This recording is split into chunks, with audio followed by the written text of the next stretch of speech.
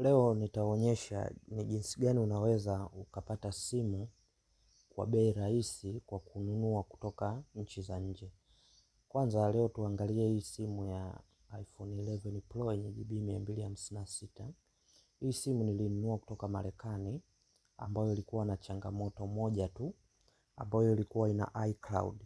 Nilinunua kwa $53 ambayo hapo inaonyesha kwa dola ya Kikanada ni dola 75, ambayo kwa dola ya Kimarekani ni dola 53.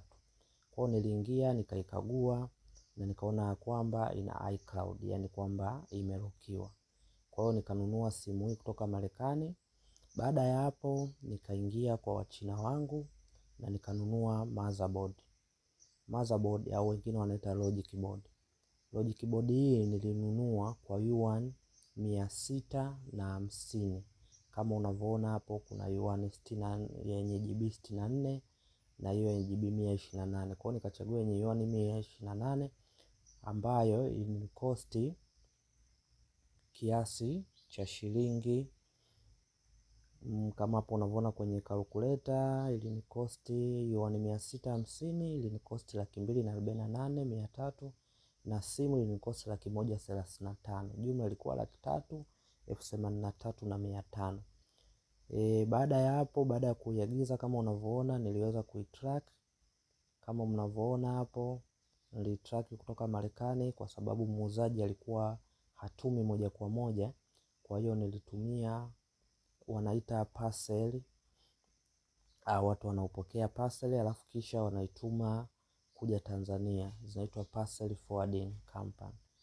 Kwa hiyo baada ya kuituma kama unavyoona hapo ilitoka kwa muuzaji ikaenda kwenye kampuni yangu ya parcel forwarding kama mnavyoona hapo, ambayo ilideliver Januari tarehe 8, ambayo ilikuwa Alhamisi. Kama mnavyoona hizo movement zote mpaka baadaye kaweza kufika hapo. Baada ya hapo wakaituma kutoka Marekani kuja huku Tanzania, na gharama ambayo nilitumia jumla ya shilingi 70,000, kitu kama 70,000 kasoro hivi, ilikuwa haifiki. Kama mnavyoona hapo ilitoka Marekani ikapitia Dubai. Baada ya kupitia Dubai nikaipokea Tanzania, na nilipokea Tanzania ilikuwa Januari 16.